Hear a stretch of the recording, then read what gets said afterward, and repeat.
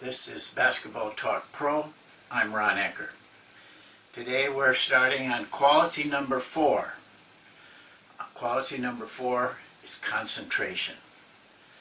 You know, in the baseball playoffs that are taking place at this time, the World Series, in one of the games, the announcers were talking about this very young pitcher who had a great game in one particular game leading up to the team advancing. And they wanted to talk to one of the old-time pitchers there who was injured, and they got him on camera, and they asked him about that particular game. It was in Pittsburgh. And they asked him if when he talked to the young pitcher and gave him advice, what advice did he tell him? I think that those announcers, and probably all of the people listening, expected that pitcher, that old-time veteran, to talk about pitches, technique, talk about what hitters were doing, how he should go to each hitter. But he didn't. Instead, he talked to him about the situation. He talked to him about the noise in the ballpark. He said the noise will be so loud that it will confuse you. It will completely distract you. He talked to him about how to handle that noise and all of the things that were riding on that one game. And he told him to block all that out and focus completely on the task at hand, which is the next pitch he had to throw. What he taught him and what he worked with him was on concentration. And in our field, and I think in any field, the ability to bring concentration to the task at hand is extremely important, but especially for basketball coaches. We get put in situations where the distractions are immense, and yet we have to make decisions.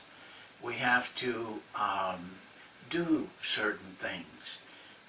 The ability at that time to bring your complete focus on the activity versus the distractions is very, very important. You know, you can come to an end of the game and you're 2 points up with less than a minute to play, and the game is yours. Then all of a sudden, the player hits a 3-point shot with 10 seconds left. You have to call timeout, and you have to address your players. At this moment, your ability to focus completely on what you have to do and what you have to say is imperative. But it's also imperative in your mundane, daily activities, preparing your practices, preparing your team for a game, being able to shut the door and put your mind completely on what you have to do to get ready for a practice, a game, or any other situation. Well, this is also very important for your players. Players have a tremendous need to be able to concentrate on the activity, the specific activity that they're doing at the time, and a lot of these come in split-second situations.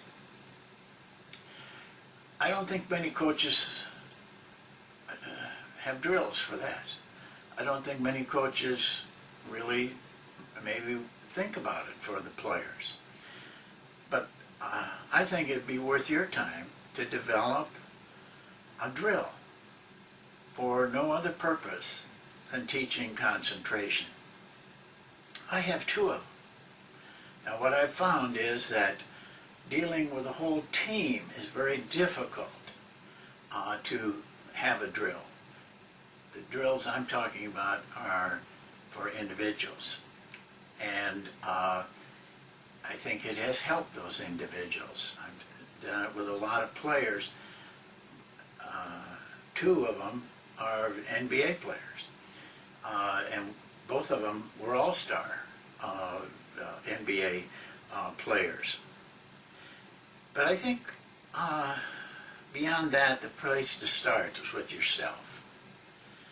I think it's worth your time to try to develop your own ability to concentrate completely on the task at hand, specifically what you are endeavoring to do. Can concentration be learned? Can it be developed? Of course it can. There's a number of books that talk about it. There's a number of methods. But I'll just give you one, simple one, that you can do any place, anytime, and this particular method is centuries, hundreds, thousands of years old, comes from the Far East, which tends to pay more attention to this type of mental training. All you have to do is sit down, close your eyes, and concentrate on your breath. Breathing in, breathing out. We use the breath, and the breath is used because it's a mundane thing. You don't even think about breathing. So if you can concentrate on a mundane activity like breathing, it's easy to carry that over into other activities. My guess is that the first time or two you do it, maybe a long time that you do it, you will have difficulty taking one breath, completely concentrated on it, feeling the breath come in, feeling the breath go out, without some other thought interfering. But try it. Work on it. And then when you have done it for a while, start counting the breaths. And see how many breaths you can take without losing concentration on each breath. My guess is it won't be many. In time, it'll be more. And then take that same feeling and apply it to every activity during your daily activities. It has to be applied. You have to eventually apply it. Very simple thing, but it works. Well, that's the last of our final four, our top four activities. I have a way of looking at those. The last three qualities that we talked about, substance, independence, and concentration, I call my primary qualities. The first one, love, trumps everything. Without that, the other qualities become almost useless.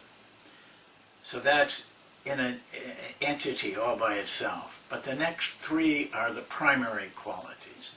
The next three, 5, 6, and 7, are what I call supporting qualities.